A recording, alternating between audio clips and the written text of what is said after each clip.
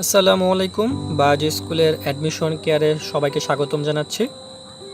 আমরা আজকে মূলত মেডিকেল ভর্তি পরীক্ষায় আসা পদার্থ বিজ্ঞানের কয়েকটি গাণিতিক সমস্যা নিয়ে আলোচনা করব। এখন থেকে আমরা নিয়মিতভাবে আমাদের পেজ ও গ্রুপে ভর্তি পরীক্ষা সংক্রান্ত বিভিন্ন বিষয়ের উপর ভিডিও আমরা আপলোড করব। তোমরা ভিডিওগুলো পেতে আমাদের পেজ এবং গ্রুপ ফলো করবে। চলো আজকে ক্লাসটি শুরু করা যাক। আজকে ক্লাসের প্রথম সমস্যাটি হচ্ছে 60 কেজি ভরের একটি বস্তুর উপর কত বল প্রয়োগ করলে 1 মিনিটের বেগ 10 ms ইনভার্স 1 বৃদ্ধি পাবে। অর্থাৎ বস্তুর ভর কত? বস্তুর ভর হচ্ছে 60 কেজি এবং এর উপর 1 মিনিট ধরে কত বল প্রয়োগ করলে তার বেগ কত বৃদ্ধি পাবে? 10 ms ইনভার্স 1 বৃদ্ধি পাবে। অর্থাৎ আমরা এখানে কি বের করতে বলেছে? এখানে বের করতে বলা হয়েছে বলের পরিমাণটা বের করতে বলা হয়েছে। একটু সবাই লক্ষ্য করো এখানে কি কি দেওয়া আছে। এখানে দেখো ডান পাশে দেওয়া আছে ভর 60 কেজি, সময় 1 মিনিট অর্থাৎ কত সেকেন্ড? 60 সেকেন্ড। এবং বেগ কত দেওয়া আছে? বেগ কত হতে হবে? 10 ms ইনভার্স 1। তাহলে আমরা কি বের করতে হবে? আমাদের বল। আমরা সবাই জানি বলের সূত্র, বল ইকুয়াল টু কি জানি আমরা? F equal two ma। কিন্তু এখানে দেখো একটি জিনিস, এখানে এর মান কোথাও দেওয়া নেই, ত্বরণের মান কোথাও দেওয়া নেই, কিন্তু এখানে কি কি দেওয়া আছে? এখানে বি এর মান দেওয়া আছে আর টি এর মান দেওয়া আছে। আর আমরা সবাই জানি আমরা এর পরিবর্তে কি লিখতে পারি? B by T. তাহলে দেখো এখন বি এর মান এবং টি এর মান এবং এম এর মান আমরা সবগুলো মান যদি এখন বসিয়ে দিই, আমরা একটি সুন্দর উত্তর পেয়ে যাব। আমাদের যে উত্তরটা আসবে সেটা হচ্ছে 10 নিউটন। তাহলে আমাদের সঠিক উত্তরটি কোনটি? ঘ, 10 নিউটন।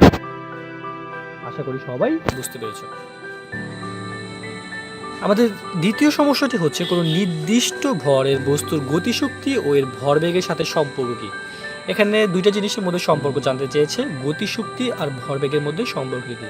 এই জন্য একটি আমাদের ফর্মুলা জানতে হবে, খুবই গুরুত্বপূর্ণ একটি ফর্মুলা। ফর্মুলাটা হচ্ছে ই মানে কি? গতিশক্তি equal to p square by 2m। এখানে পি হচ্ছে কি? এখানে পি হচ্ছে ভরবেগ আর এম হচ্ছে কি? এম হচ্ছে বস্তুর ভর।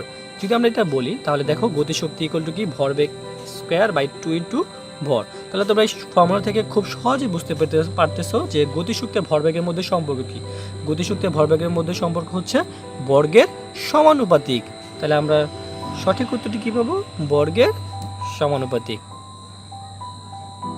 চলো আমাদের তৃতীয় নাম্বার সমস্যাটায় চাই। একটি বস্তুকে আনুভূমিকের সাথে 45 ডিগ্রি কোণে 9.8 ms ইনভার্স 1 বেগে নিক্ষেপ করলে এটি কত দ্রুত অতিক্রম করবে? দেখো এখানে কত কোণ দেওয়া আছে। এখানে কোণ দেওয়া আছে 45 ডিগ্রি, বেগ দেওয়া আছে 9.8। এখানে কত দূরে যাবে, কত দ্রুত অতিক্রম করবে? এই জন্য আমাদের একটি ফর্মুলা লাগবে, সিম্পল একটি ফর্মুলা। আমরা সবাই জানি ফর্মুলাটা হচ্ছে কি? h equal to V square by sine 2 theta by G. এখানে দেখো থিটার মান কত? এখানে থিটার মান 45 ডিগ্রি, তাহলে 2 ইন্টু 45 ডিগ্রি মান হচ্ছে 90 ডিগ্রি, আর সাইন 90 ডিগ্রি মান কত? 1।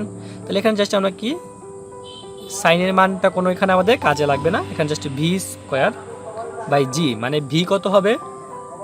বি এর মান দেওয়া আছে 9.8। এটা যদি আমরা ক্যালকুলেশন করি, খুবই সোজা ক্যালকুলেশন, এখানে আমাদের আনসার বের হবে 9.8। তাহলে আমাদের সঠিক উত্তরটি কত হবে? 9.8 মিটার দূরে যাবে। ওকে, আমাদের পরবর্তী সমস্যাটা আমরা চলে যাচ্ছি। দেখো 4 নম্বর সমস্যাটা হচ্ছে দুইটি আদানের মধ্যবর্তী দূরত্ব 3 গুণ করা হলে তার বল কত গুণ হবে? আমরা সবাই কুলম্ব সূত্র থেকে আমরা একটা বলের ফর্মুলা জানি, দুইটি আদানের গুণফল এবং তাদের মধ্যবর্তী দূরত্বের বর্গের ব্যস্তানুপাতিক। এইটা হচ্ছে ফর্মুলা। ফর্মুলাটা কি? F equal to k Q1 by Q2 by d square. এখানে দেখো কি ডিটা কি? দ্রুতটা কি হিসাবে আছে? ডিটা ব্যস্তানুপাতিক হ্রাস হিসাবে আছে, রাইট? তাহলে ব্যস্তানুপাতিক হিসাবে থাকলে ডি এর মান আমরা কি বসায় দেবো? কত গুণ? 3 গুণ করা হলে তাহলে 3 স্কোয়ার, তাহলে কি উপরে 1 নিচে হচ্ছে 3 স্কোয়ার, তাহলে আমরা কি পেয়ে যাব? 1/9 পেয়ে যাব। দেখো ডি এর মানটা জাস্ট 3 বসায় দিলে আমরা কি পেয়ে যাব? 1/9, কারণ কি? D square. এখানে দেখো ডি বর্গের ব্যস্তানুপাতে বলের সাথে সম্পর্কিত, তাই আমরা সহজে বলতে পারি আমাদের সঠিক উত্তরটি হচ্ছে কত? 1/9। আমাদের সর্বশেষ সমস্যাটি হচ্ছে যদি কোনো তাপ ইঞ্জিন থেকে তাপ বের না হয় তবে ইঞ্জিনের দক্ষতা কত হবে? আমরা দক্ষতার সূত্র সবাই জানি। দক্ষতার সূত্রটা কি? Eta equal to Q1 minus Q2 by Q1 into 100%, right?